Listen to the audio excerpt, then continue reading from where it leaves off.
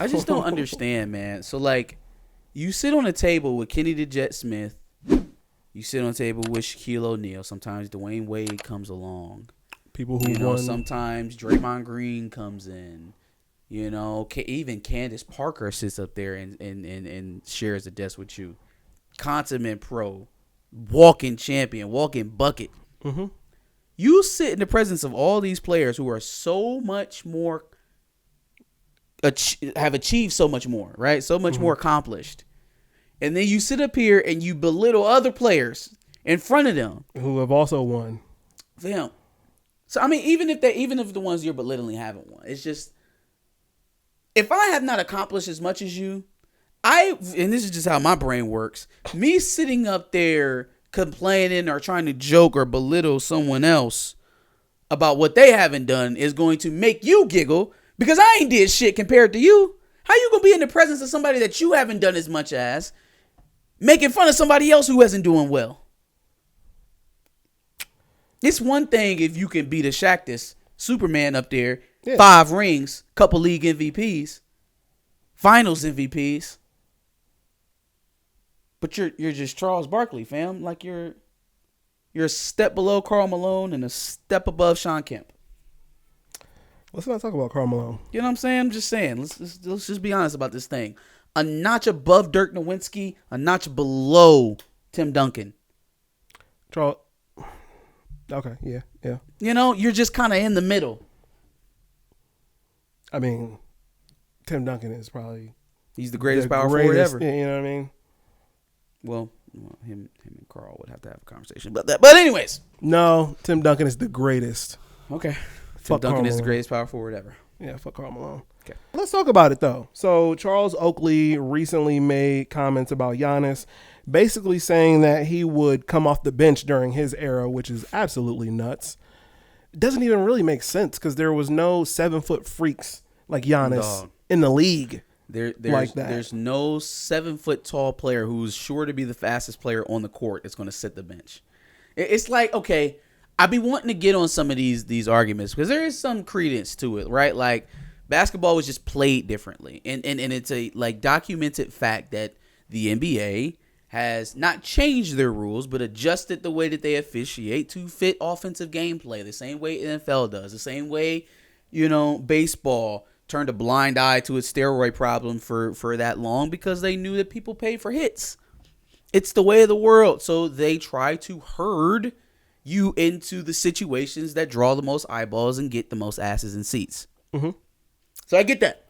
They've all but neutered any competent defensive, strategy in the NBA. Yeah. Saying that Giannis, again, a 7-foot tall pterodactyl who's probably going to be faster than about 90% of the people on the court. At 7'1" in the NBA in the 90s, he's definitely going to be one of the taller players on the court. The fact of the matter is, the only thing that this man can't do on the floor at a very high level is shoot the three, and y'all didn't do that back then. Yeah. Giannis's game is built perfectly for your era. 1,000%. Like, this senseless big dicking where I gotta say, oh, well, even your best of your generation could come to mind. That's not necessary. It's not necessary because Wilt probably would have dominated the Warriors, and Giannis would have dominated the early 70s Celtics. It matchups, different eras, different gameplay. But greatness is greatness, fam. Like we can't keep doing this. And then what really lets me know that these older NBA insiders or former players and stuff like that is really hate is because they flip flop so much. 1,000%. Y'all flip flop so much. Oh, LeBron is the best athlete I've ever seen. Oh no, Michael Jordan is the best athlete I've ever seen. It's whoever you're pissed off at more at the moment, you just go the opposite way.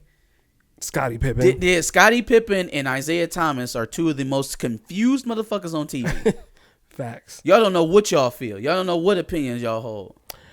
It doesn't really make sense that, they're obviously clearly doing it for headlines because there's literally nothing else that makes sense. But then what for? Like, what is Charles Oakley out here trying to gain headlines for? I have no idea.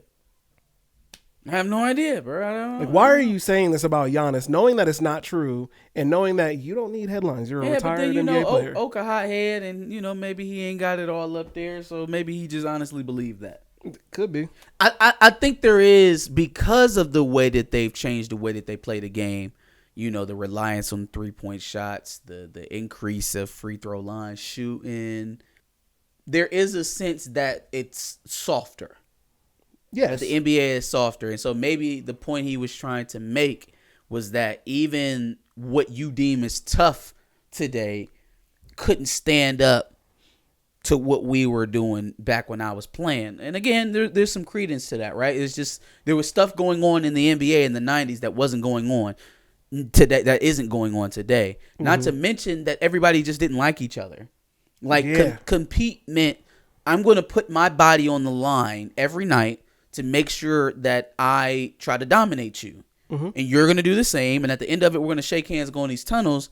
But there's not this whole, we talking about going to get something to eat before the game and shit. And, or teaming up in general, like how they're sharing each other's jerseys and taking pictures and linking up. And it's just like, hey, look, man, the AAU circuit has done an amazing job of getting a lot of American black boys into the NBA. So I have no problem with AAU basketball, but it has made it so that there is no more regional rivalry.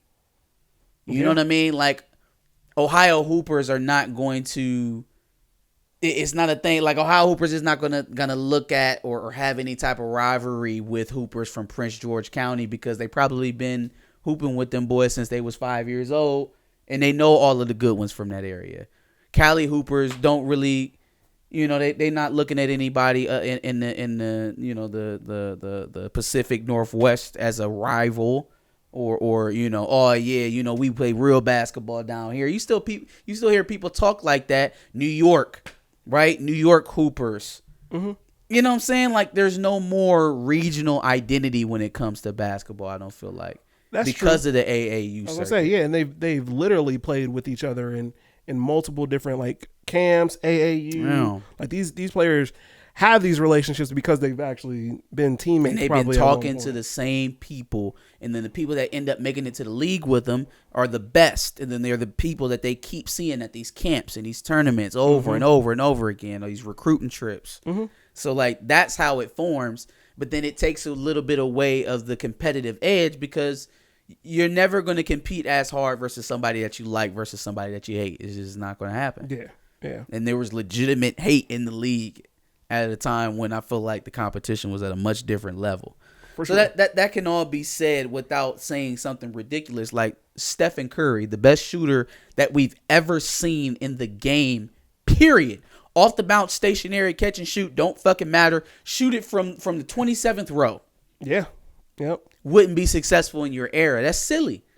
Magic Johnson is a player that would be successful in every era.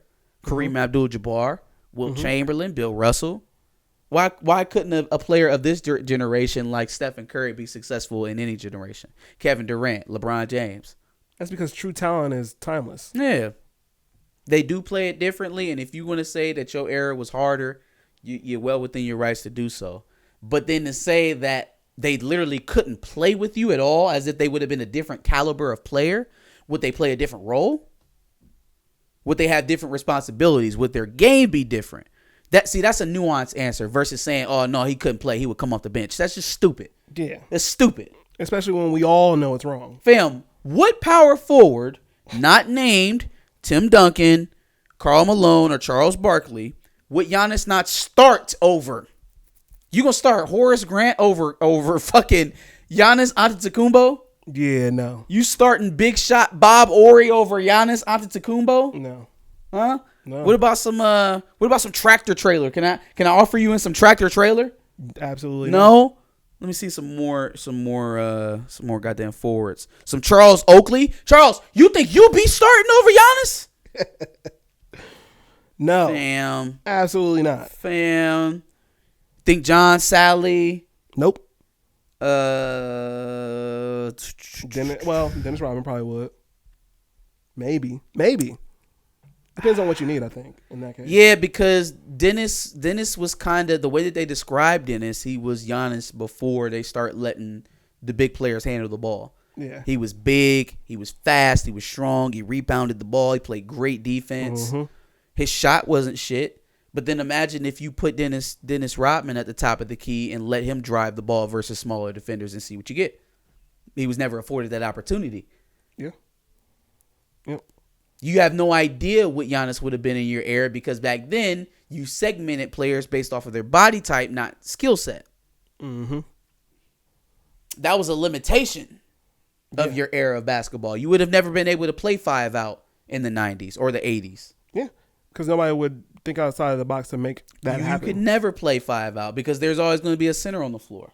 Right. So, anyways, I just feel like it's a territorial thing, but it's unnecessary because, first of all, we'll never get to see whether or not it's true or not.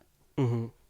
So we're literally arguing over hypotheticals, number one. So that's the easiest way to fall into a rabbit hole to nowhere.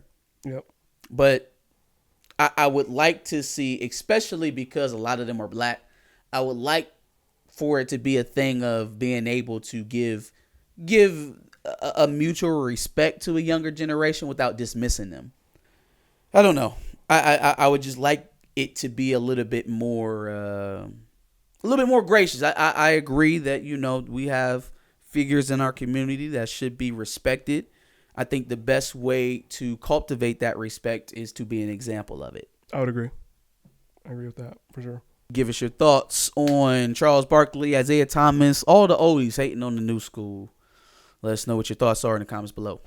Make sure you check out our NBA playlists from this year, and then also subscribe. Every now and then we like to talk about what's going on in the NBA.